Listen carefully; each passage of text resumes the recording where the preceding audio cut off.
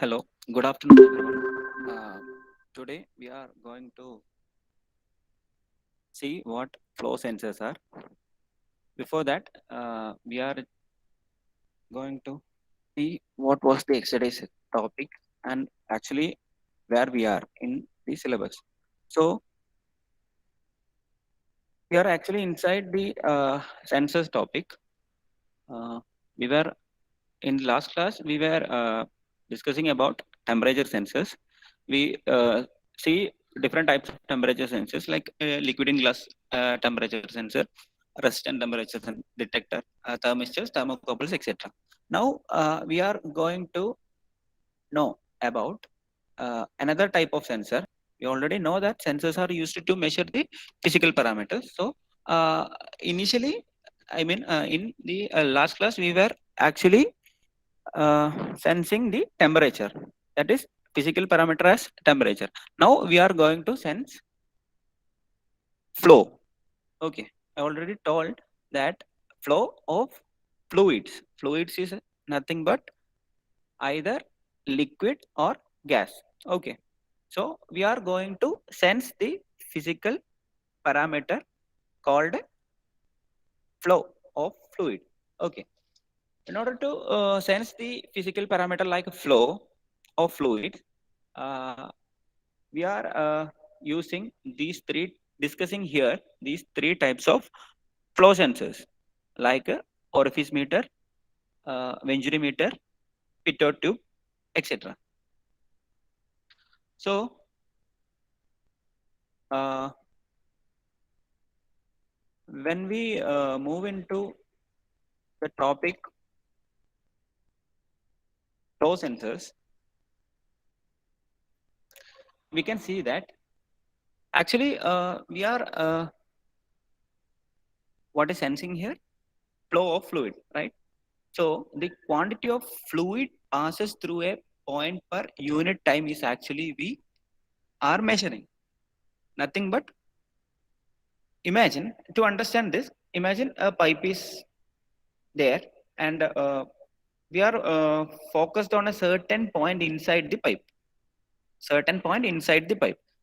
So when water or some other fluid is flowing, imagine flowing through this pipe, uh, we fix initially we fix a certain point and find the quantity of fluid passes through that point per unit time, and it is called flow flow of fluid.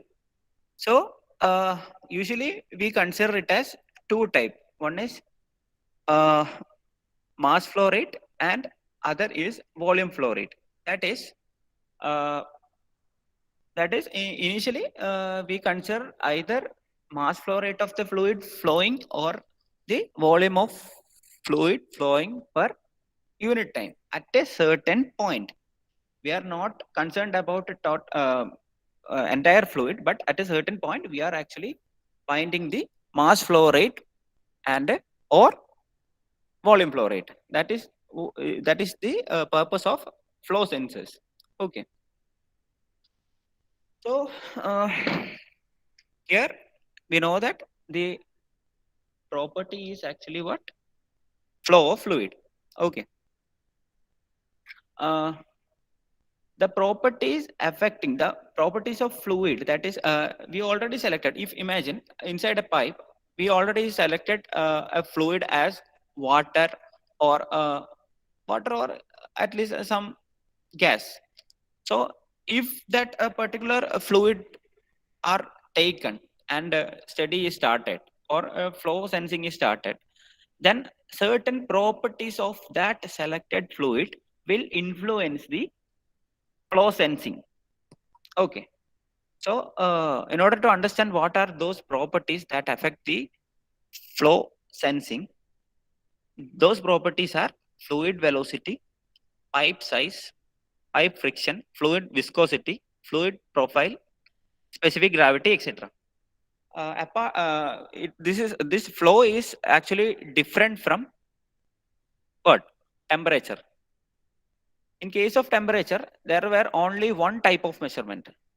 It is nothing but we will get in temperature. right? Temperature in degree Celsius or Kelvin, like that. But here, this is a little more complex as compared to a temperature sensor. Here, we can measure either mass flow rate or volume flow rate. Okay. So the properties affecting the flow of fluid are first point is fluid velocity. That is when fluid speed increases. That is, fluid velocity is actually the speed of fluid in the direction of flow. Okay, I think it is clear.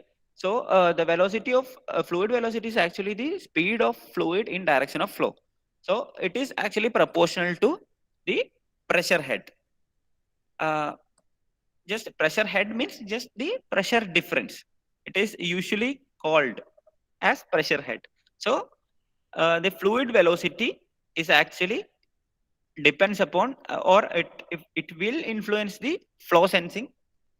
So it is actually what proportional to the pressure head. So what I mean is when fluid velocity is increased, that is if we fixed a pipe and water or some fluid is passing through it, when its fluid velocity increases, the what will change? The mass flow rate or volume flow rate will change. So the property called fluid velocity will depends on the flow rate. The next point is next factor which affect is the pipe size. In case of pipe size, when pipe size means just the diameter of the pipe. When diameter of pipe is large, actually the area for fluid to flow will increases. So more volume can be passed through a point per unit time. So when pipe size increases, the volume flow rate will also get increases. So these are the factors which affect the flow of a sensor. You must understand what it is. You don't need to mug it up, but just understand how the flow sensor or the parameter properties like these things of a fluid will affect the flow sensing. Okay. So next is pipe friction. Pipe friction is nothing but the friction exerted by the inner wall of the pipe on the fluid. So when pipe friction is very high, it will decrease the volume flow rate. Okay. So when pipe friction is high, it is actually inversely related to the volume flow rate. Okay. So that is how it is depending on flow sensing. So the next property which affect the flow sensing is fluid viscosity. Viscosity, you may already familiar in your fluid mechanics subject what viscosity is. Viscosity is nothing but the friction exerted by adjacent layer of fluids. So when fluid viscosity increases, the resistance to flow will increase. Okay, thereby the volume flow rate will decrease. So these factors, we have to keep all these factors constant before measuring a flow. Okay. Next is fluid profile. You already know what fluid profile is, laminar or turbulent. I think you already know what laminar and turbulent flow are, but you just need to understand what it is. But just keep in mind, a fluid profile will also depend on the accuracy of flow meters. Okay, these all things depends on the flow sensing. Okay, so when if the fluid profile is laminar, the flow rate will be comparatively high. Okay, so if it is turbulent, the opposite thing will be there. The flow rate will decrease. Okay. So next is specific gravity of the fluid. That is specific. If we selected water as a fluid, then the specific gravity of water is we have to consider that. So when specific gravity of the selected fluid is high, then it will decrease the flow rate. These are the important properties that affect the accuracy or nature of flow. So before selecting a flow sensor, we have to consider all these things. Okay. So the importance of flow sensors are the most important aspect is it can be used in application of process control. So most of the processes are controlled using certain type of fluid. So by measuring that fluid flow using the flow sensors, it will be aid to aid for completing the process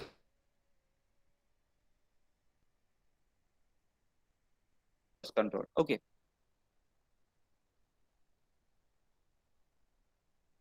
That is, there are many gas and pipelines passing under our road. So actually, it is nothing but fluid transportation. We have to measure and control that fluid flow. So in order to control it, we have to sense how much fluid is flowing. So here also it is very important. Okay. So the next point is it is a definite flow rate is required to achieve maximum efficiency of flow. So imagine if a pipe uh, is passing or transporting fluid from one place to another at a certain flow rate, it will show maximum efficiency. Okay.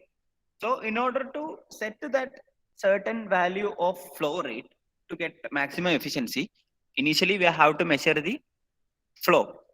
So for all these purposes, we have to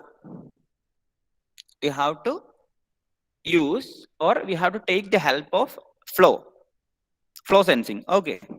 So these are the overview of a flow sensor, its importance and the other things.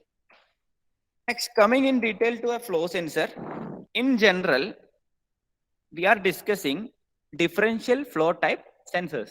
Okay, we're only here discussing about differential flow type sensors. I think there is no need to explain what is differential flow. Anyway, I'm just for sake of the subject, I'm just explaining what it is. Okay. So differential flow type is actually the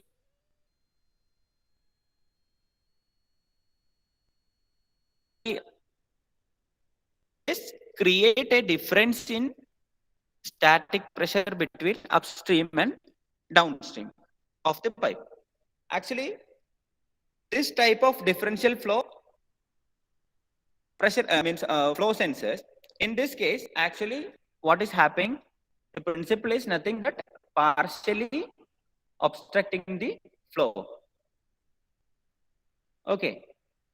The differential type of flow sensors are actually what it is doing. It is worked based on the principle of partially obstructing the flow in pipe.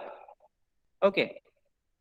You will understand what it is in when we discuss in detail. Okay. Actually, when partially obstructing the flow in a pipe is done, it will create a difference in static pressure. Okay, between upstream and downstream. Upstream means if imagine if a fluid is flowing from left to right.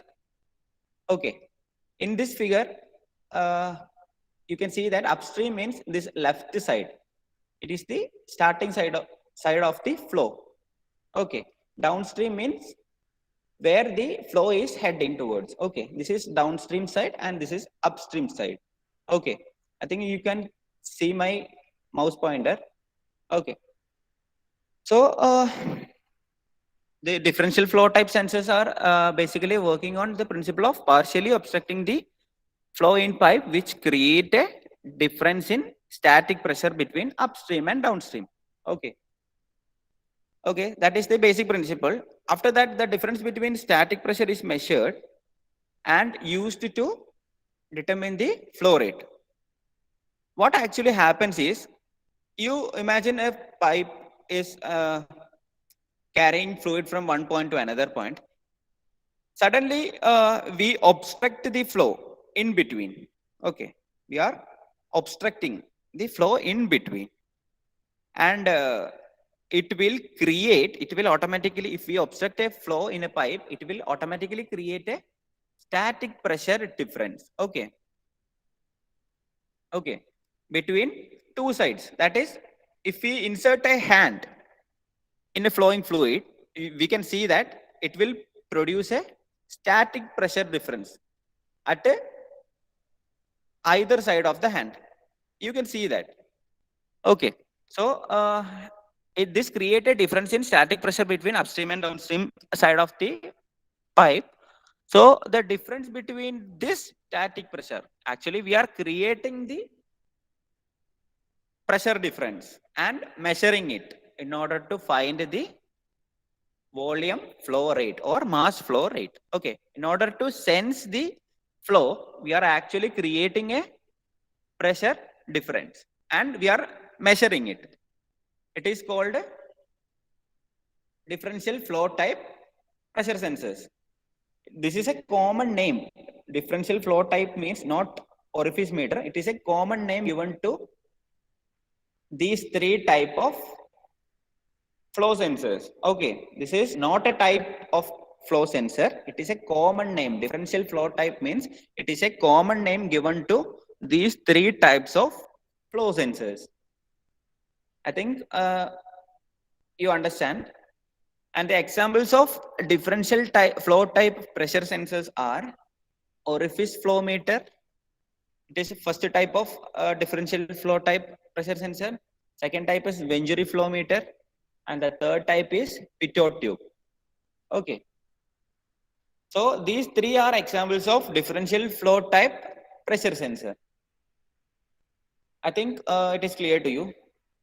So it basically finds the pressure difference and measures the velocity or change in velocity. That's how it is actually measuring the flow of fluid. Okay. So differential flow type is the common name given to different types of meters, flow meters. Okay. So coming into detail, first we are discussing about orifice type flow meter, that is orifice flow sensor. Okay. In case of orifice flow sensor, it is nothing but a orifice plate. You can see that a yellow color which is projecting down into the flow of fluid. That is actually what is doing here. That is actually partially obstructing the flow through this pipe. Okay. This this obstruction will create a static pressure difference between this upstream side and downstream side of the pipe. Okay. By measuring this pressure difference, we are actually getting what? We are actually getting the flow. Okay. That is the working of an orifice meter. That is how an orifice meter works. You can see that before inserting this orifice plate, the flow was almost steady. You can you find my cursor? Okay. Actually, at the left side of this orifice plate, you can see a flow is almost laminar in type. When a sudden orifice plate was inserted in between the flow, it actually converges. Due to the presence of orifice plate, the flow actually converges. You can see a blue line. This is actually the layer of fluid passing through it. So the shape will be in this form. When our orifice plate is inserted in between the flow, you can see that the fluid layer will converges and then diverges.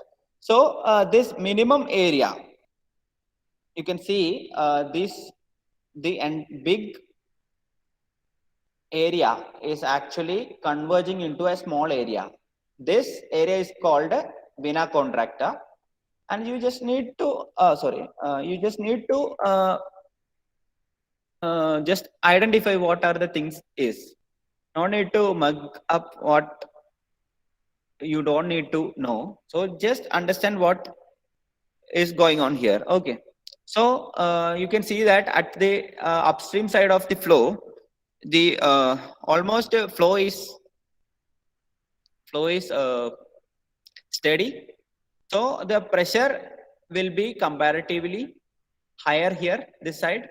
So due to the presence of orifice meter, means orifice plate, uh, the fluid is actually deviating from the this side or a wall of the pipe. So when we measure the pressure at this point, the pressure will be comparatively lesser. So this difference in pressure, that is the difference between pressure on both the sides, will produce what? It will produce a change, a certain magnitude of velocity, and by measuring that you can find the flow. Okay, that is how the orifice meter is working.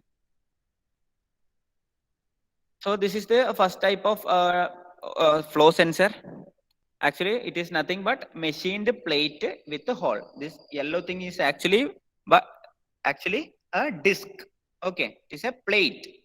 This yellow thing is actually it's circular in shape. This figure shows the cross section, vertical cross section of the pipe. So you can see only these two lines, but this yellow is actually but nothing but a circular plate. Okay, orifice meter is nothing but this plate. Okay. Okay. Next, it consists of orifice plate and holder. It consists of a orifice plate and a holder to hold the plate. Next thing is a differential pressure transmitter. It got a differential pressure transmitter at both the side, and the flow indicator to indicate the reading of pressure difference. Okay. This is the basic working of orifice meter. You can see the advantages and disadvantages of the orifice meter. You can see that it is just nothing but a plate and a pressure measuring setup. So you can uh, understand it is a low cost device. It is very easy to install and it is small in size. I think you are already seen in your fluid mechanics lab. So it is small in size. Next, it is flexible to change the throat to diameter ratio. Actually, the throat to diameter ratio is depending on uh, the the range of flow. So it is very easy to change the throat to diameter ratio so that we can uh, change the range of the device. Okay. So next is the disadvantage. It is actually the high pressure loss is actually occurring here. You can see that there is some worlds at both sides of the vena contracta. You can see some fluid is not at all moving. It is blocking the passage of the flow. So you can simply say that the high pressure is losing. Okay. Next is it is susceptible to erosion. Since this orifice plate is metallic, there is a chance for erosion. Okay. And also the power loss due to irreversible pressure loss. This pressure loss is actually irreversible in nature. You cannot compensate the lost pressure. So it is the power loss is also a disadvantage. The governing equation is actually given here. It is not important, but you just try to note it down. If we cannot say the university will ask it or not, but This is the governing equation of a orifice meter. So it is V, bulk velocity through the orifice. V is nothing but the velocity through the orifice. V is actually C0 by root of 1 minus beta raised to 4 into root of 2 into PA minus PB by rho. Okay. Beta is nothing but ratio of orifice diameter to pipe diameter. Usually we are taking it as 0.5. Next is S0, the cross-sectional area of the orifice. V bar is bulk velocity through the orifice. C0 is the orifice coefficient, which is approximated as 0.61. For RA greater than 30,000. RA is nothing but the Reynolds number. It is not important here, but you just try to understand what the equation is. Okay. So moving on to next sensor, it is nothing but venturimeter. Venturimeter, this is also type of a flow sensor. Okay. So you can see that this is the shape of a venturimeter. I think it is visible to you.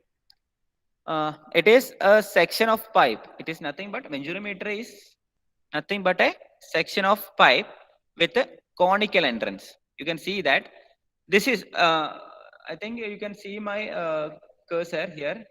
This is actually the pipe. The inlet represents the actual pipe, and the exit represents the other side of the actual pipe. In between these two, the venturimeter is actually installing. You can find the difference. Here, the orifice meter is actually a small device, but in case of venturimeter, it is actually takes this much space. Okay. So it is a section of pipe with a conical entrance. This is the venturimeter, which consists of converging cone, throat, and diverging cone. These three part combined is called the venturimeter. So it is a section of pipe with a conical entrance. It is nothing but a section of pipe. This is the section of pipe with a conical entrance and with a short and straight throat section with a conical outlet. Okay. Short and straight throat section is also there. A conical entrance is there. A conical exit is there. From the figure, you can understand that due to the converging nature of the pipe, the velocity of the fluid is actually getting increased. I think you are familiar with the nozzles. The shape of nozzle is like this. Okay. So the converging cone is actually plays the role of a nozzle. Okay. Which will increases the velocity of the fluid from the inlet, and the pressure is decreasing.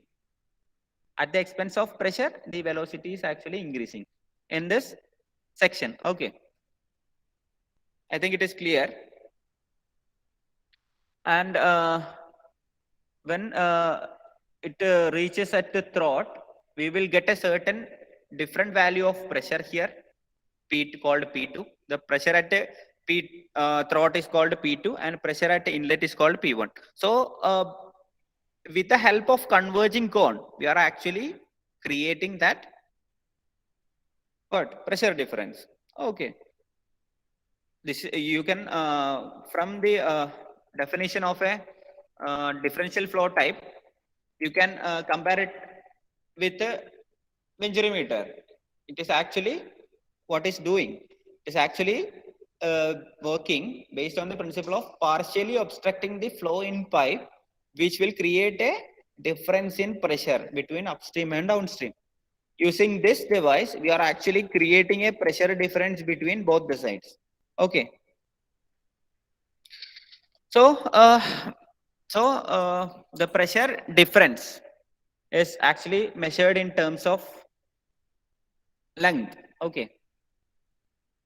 Then the pressure difference P is measured across the upstream of conical entrance and throat. That is upstream of the conical entrance. Upstream means the place where flow is starting. Okay, from the upstream side of conical entrance, one pressure is taking and it is compared with the pressure at the throat section.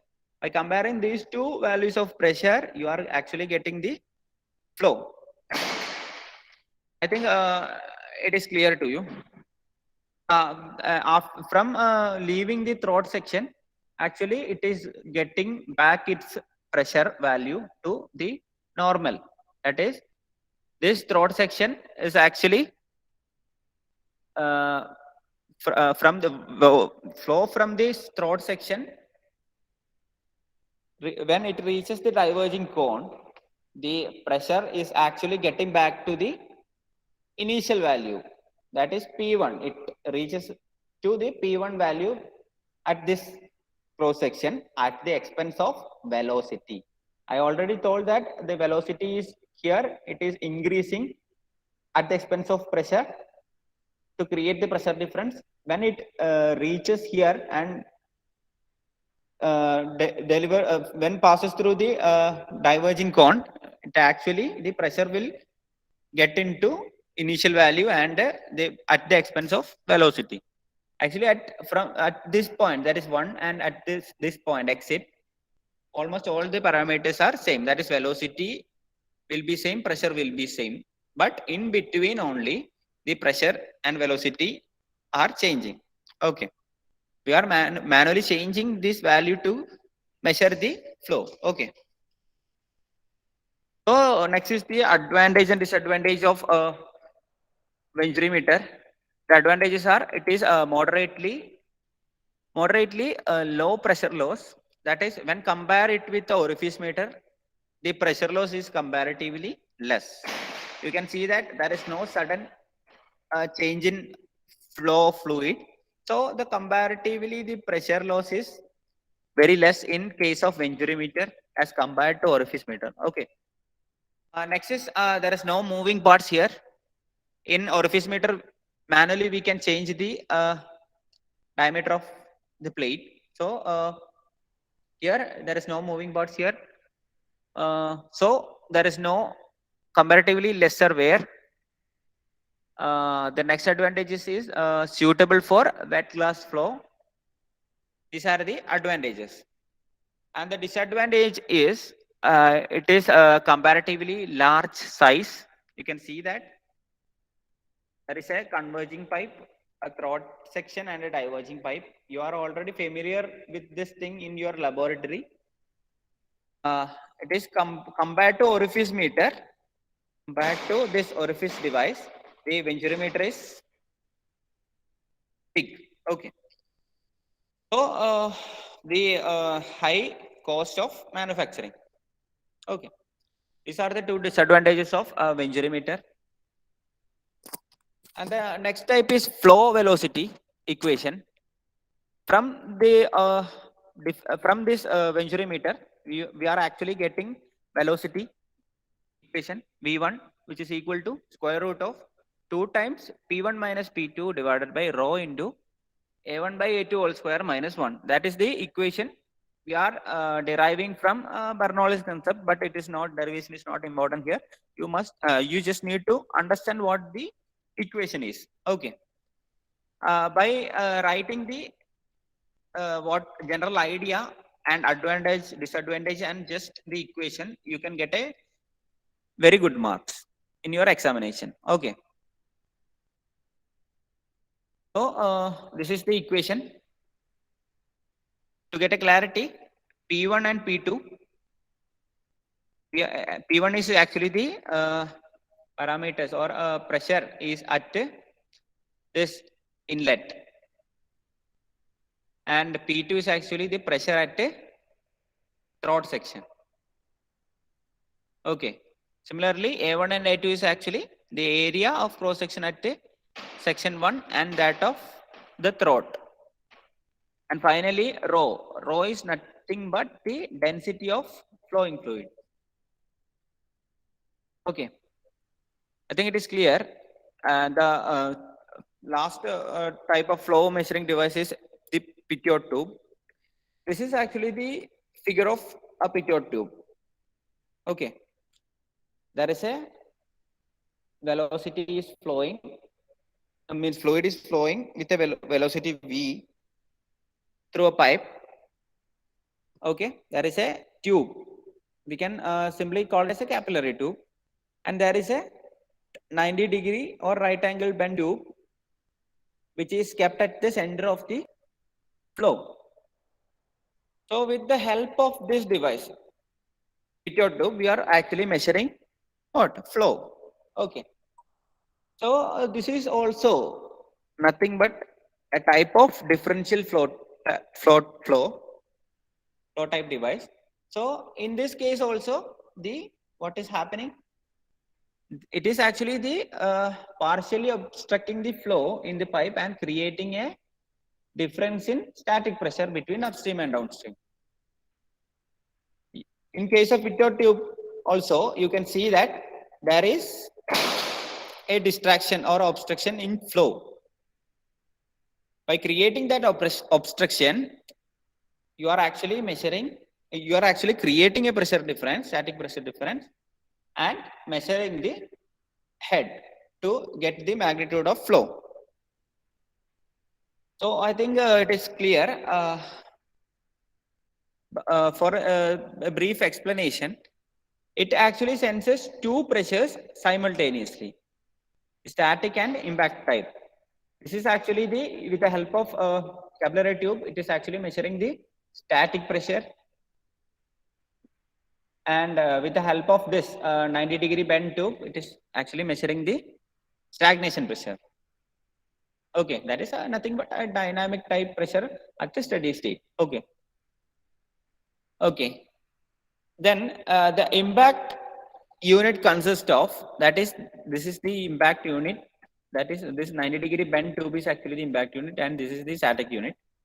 The impact unit consists of a tube with one end bend at the right angle towards the flow direction. You can see that one is bent at a 90-degree and faces towards the flow direction. The impact unit consists of a tube with one end bend at right angle towards the flow direction. That is this tube. Okay. So to measure the impact pressure. Okay. So these tube senses various velocity pressure across the pipe, which are then averaged within the tube assembly to give a representative flow rate of the whole cross section. Actually, we are not only taking at this point, we are actually moving this thing and taking different reading and finally getting the average value of the flow rate. Okay. Next is energy equation. The equation is given by V is equal to C into root of 2G into PB by gamma minus PA by gamma. The features are easy. It is easy to install, no pressure loss, sensitive to upstream disturbance, and not used for stick and dirty fluids. Okay.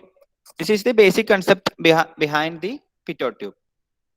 So I'm winding up the section today.